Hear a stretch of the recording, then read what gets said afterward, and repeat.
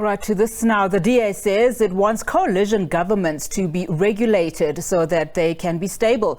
The party outlined its 5-point plan to stabilize coalitions ahead of the 2024 general elections.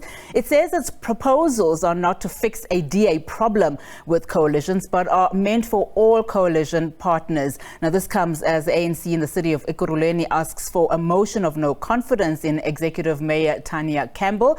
The ANC has written to the Speaker of Council Raymond Dlamini, accusing the mayor of failing to ensure equitable and sustainable service delivery. It says it's neglecting township areas. The party wants the Speaker to call for an extraordinary council meeting in 2 weeks' time. Recently, in the city of Johannesburg, the DA's Dr. Mpho Phalatse was ousted and the ANC's Dada Morero was elected as mayor. Now, the party says it's confident that it'll win back Ekurhuleni and Tshwane. Now, let's discuss the future of coalition governments. We are now joined via Zoom by Thembelani Mazibuko. He's a researcher at the Electoral Institute for Sustainable Democracy in Africa. Thembelani, thank you so much for your time this afternoon. I'm going to come back to the point that, the DA is trying to make. But just in general, based on what happened in the city of Johannesburg, Nelson Mandela Bay, and now the ANC in the city of Ekurhuleni saying it has written a letter to the Speaker of Council, Raymond Dlamini, to table a motion of no confidence against Executive Mayor Tanya Campbell. Is there still a future for coalition governments?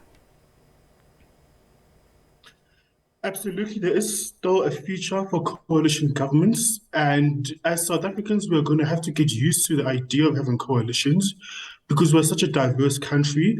And we must understand what a coalition is. A coalition is one party not having enough seats to form a majority and therefore a stable government. Therefore, the councillors within the municipality have to form coalitions across different parties, perhaps independence of the independent council. So coalitions in many ways are an expression of the will of the people, and it is the residents of that municipality saying that you must work together now for the good of the city, for the good of the residents. And as we go to a future, especially in urban and peri-urban areas where the electorate is getting far more fluid, the coalitions will absolutely be a future, especially in your big metropolitan areas. Now that you've given that context, what are we then supposed to make of what are we seeing in these key metros, particularly? What we're supposed to make is that politics at core is about power. Political parties want power. Political parties want power so that they can implement their agenda. However, unfortunately for all the major political parties in Gauteng, in Nelson Mandela Bay, in eThekwini as well as other municipalities, the residents have said that we do not want to give you, any one party, an overall majority. Therefore, you now have to work together in order to form a coalition. However, due to the nature of the fact that you're working across different political parties, especially smaller political parties, have what some might say is an outsized influence, and therefore they can collapse the coalition and form a new coalition. And that is really the reality of one party not securing a majority. Now, let's look at what the DA is saying. It's saying that it wants coalition governments to be regulated so that they can be stable. And it's, of course, outlined this 5-point plan, to what it says it's trying to stabilize, coalitions ahead of 2024. Then you look at what happened in Gauteng, where Premier Panyaza Lesufi, in his announcement of his cabinet saying that he is allowing COCTA to be a separate entity, and one of the key functions is to look at coalitions and how to make them stable. What do we make of this? And I mean, is this something that will be welcomed by the different parties? So this policy pronouncement by the Democratic Alliance is a bit self-serving. It's not something that's going to be implemented because it will work against the will of the people. I think we must remember that coalitions are councillors who of different political parties who are forming a majority. You can't say just because in the first sitting of council after the election, grouping A, B, and F and D make a coalition, therefore that coalition has to last. That cannot be the case. Coalitions are fluid. Insofar as one party does not get a majority. So I think this pronouncement by the Democratic Alliance is self-serving, and it comes on use the city of Johannesburg.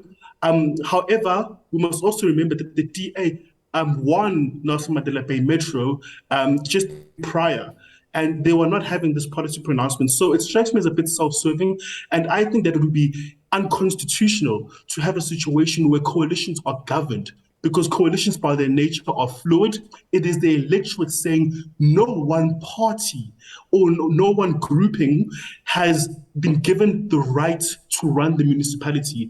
Therefore, you as councillors come together and form a government. And those governments it's a feature of politics. And in many ways, it's a reflection that the political system is robust, that there is debate, that the institutions are working. On the outside, it may appear that governance is failing. On the contrary, coalitions are a major part of any government. Australia, the Netherlands, Germany, coalitions are a part of life, and they are reflective of the citizenry, that the citizenry do not agree. And therefore, it is incumbent on those people who have asked for our votes to come to work together and form a government. That government may fail, that's okay, because no one party received the majority. So this policy pronouncement is self-serving, and it will not pass constitutional muster. Very quickly, before I let you go, you cited various countries where coalition parties, are working. In South Africa, of course, we are a fairly new democracy. Coalitions are not new. But what you are seeing currently, you are seeing 9 parties in one coalition, as an example. But in those countries that you've mentioned, we've seen successes in far less, parties, and some of them with fairly similar values. When will we get to that point where we are seeing at least parties that have some form of commonality in terms of their values, and also not as many as up to 9, as an example?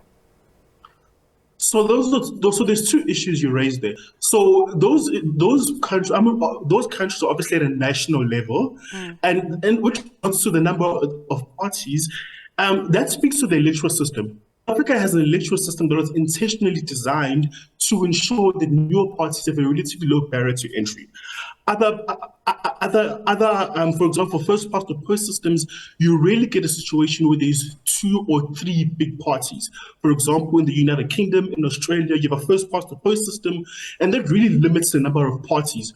So if you want a situation in South Africa where there are fewer political parties and therefore seemingly more stable governments, there will have to be a change in the electoral system in order to ensure that there are less political parties.